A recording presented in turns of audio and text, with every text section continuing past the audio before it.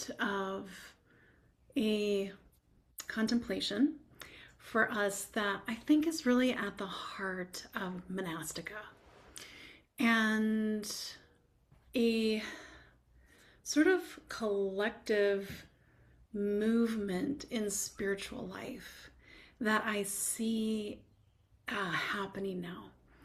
And that is towards spiritual simplicity. And I think that's why there is this big movement towards God. Reconciling with God, finding God back in the church, finding God on your own terms, but really in a way that brings us back to that source point. And I think there is this beautiful simplicity in that. The spiritual life can be very wide, very expansive. It's almost an endless journey of seeking. And that was a wave that I have ridden for most of my life. I would say that I've even worn the identity as a spiritual seeker.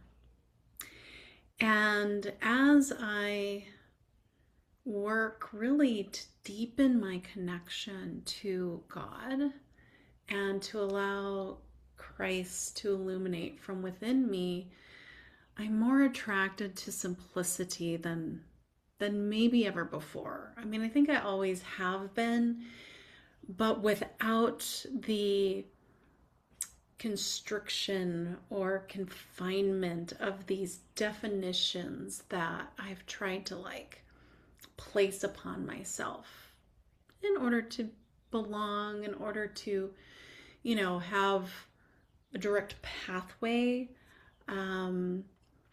Sometimes it's helpful in life, and regardless of where you're at, I think that this quality of simplicity and going directly to God is really a beautiful change of pace, because we're already in a world that's so overwhelming.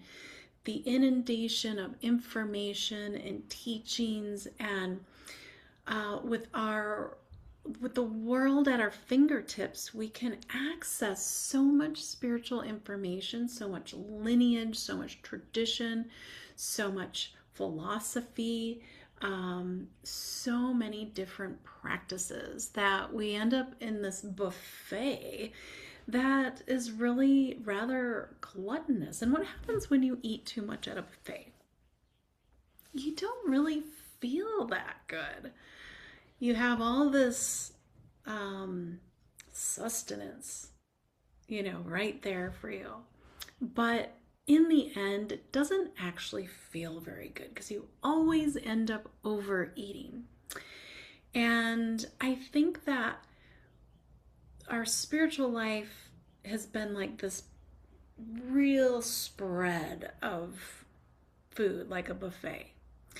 And what has lacked is the depth, the roots, the anchoring. And I really believe, and this is my biased opinion, and it's something that I want us to get curious about here. So be in contemplation around how it feels in the body when we simplify our spirituality. Yes, we can understand that there is astrological movements happening at any given time that does influence our body. And we have the sovereignty to not make it this energy that controls and defines us either. So we can soften our grip on the cosmic energies even. We might grasp tightly to beliefs and ideologies, But what would it feel like if we softened the grip and just held ourselves in authentic and vulnerable witnessing? What would that alone do for our spiritual growth? And then what would it be like to fully surrender the positionalities that we take in life that sometimes has us really operating out of the egoic structures and framework? What would it be like if we sort of softened the masks, the titles, the positions that we held, like teacher, mentor, guide? What if we kind of wiped that off the whiteboard? What if we just softened our need to define ourselves in these ways and simply allow us to just rest back into the connection that we have with the current of love, or with God, or that benevolent presence that never leaves us, but is always there when we are ready to open up to it, to receive the invitation, to become present to choose it, to make it a devotional aspect of our life,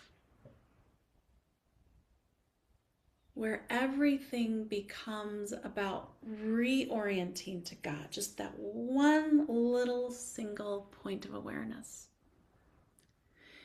And that one single point of awareness is everything.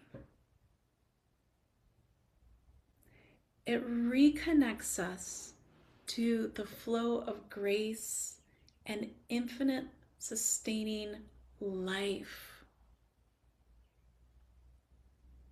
And so the practice becomes very simple. No longer am I seeking for something outside of myself to attain something, letting go of expectation, surrendering the need to belong, to become, letting go of the idea of even I am, and resting into that single point of awareness, that flicker of light that can illuminate and grow just with your awareness and abiding and communing, awakening the Christ within, so that you start to become a frequency that matches that of Christ. There is nothing to do. We can allow ourselves to be exactly as we are. The practice becomes that reorienting, gathering up all the parts and pieces that are scattered all over, looking here, listening here, feeling not enough, worried about this, waiting for certainty. And we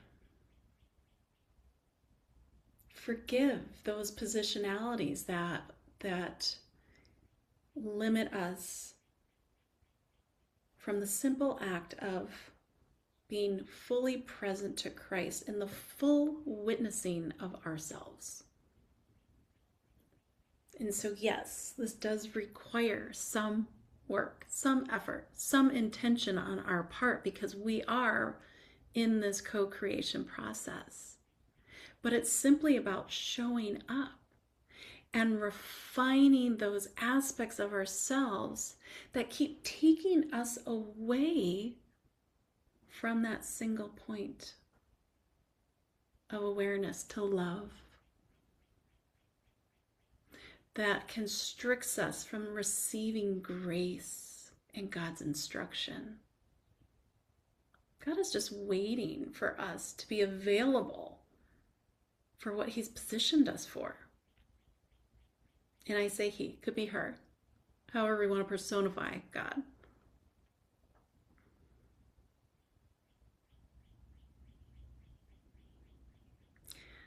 What does that feel like?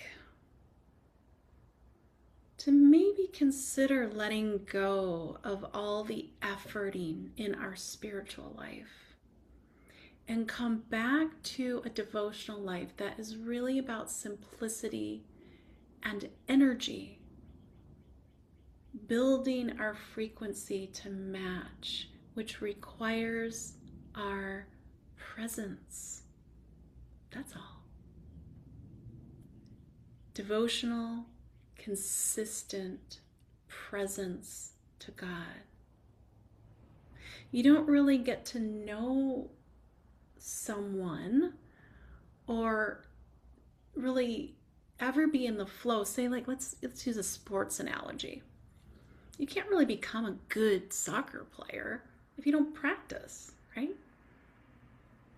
You can't really flow in the game unless you practice so that those movements become like automatic. They're just part of your, they're just an embodied part of you. This is the same practice that we bring to the living Christ within us. To be the light, we have to practice. We have to build ourselves up to that frequency. And it's not through efforting. It's through simply allowing ourselves to flow in that current of love. Continual reorientation. The only requirement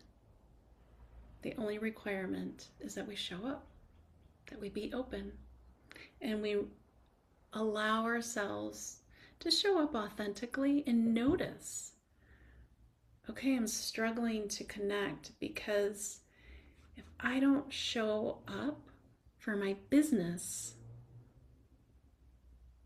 A, B, and C will happen. Well, why are we holding on to those belief systems? Not systems, but those beliefs. If I don't do it, it's not going to work.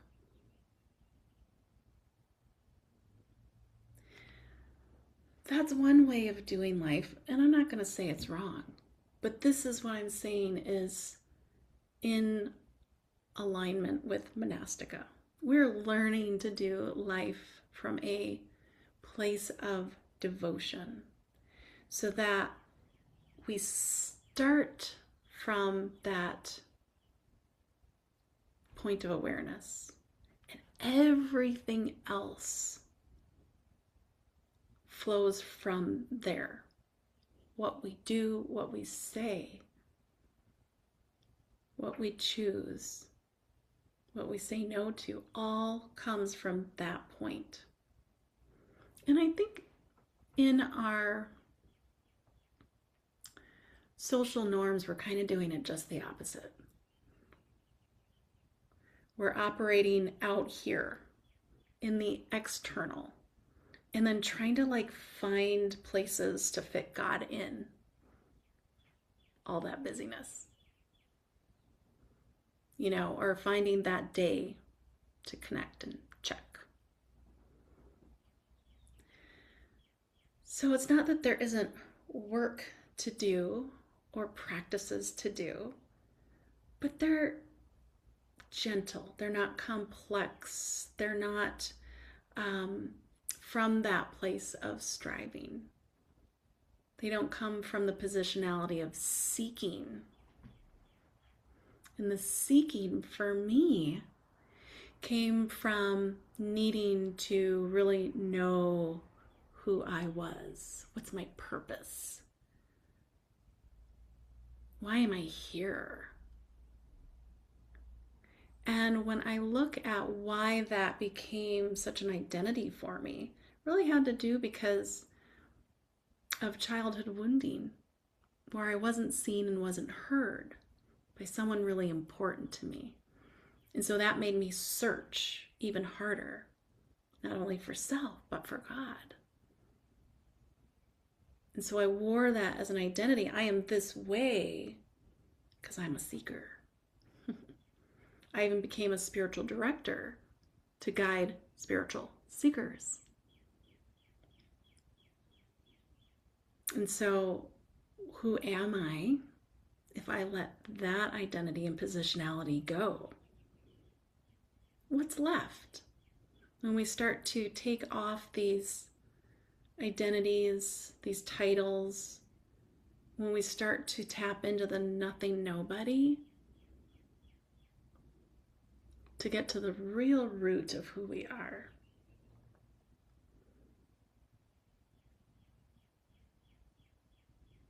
Not because we need to be someone, but what's revealed through our connection and communion with God is what's true.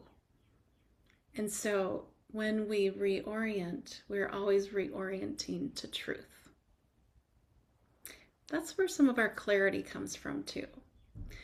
So that is my little riff on the seeker identity, which I would guess that many of us who are here probably fall into that category. Maybe not, maybe to varying degrees.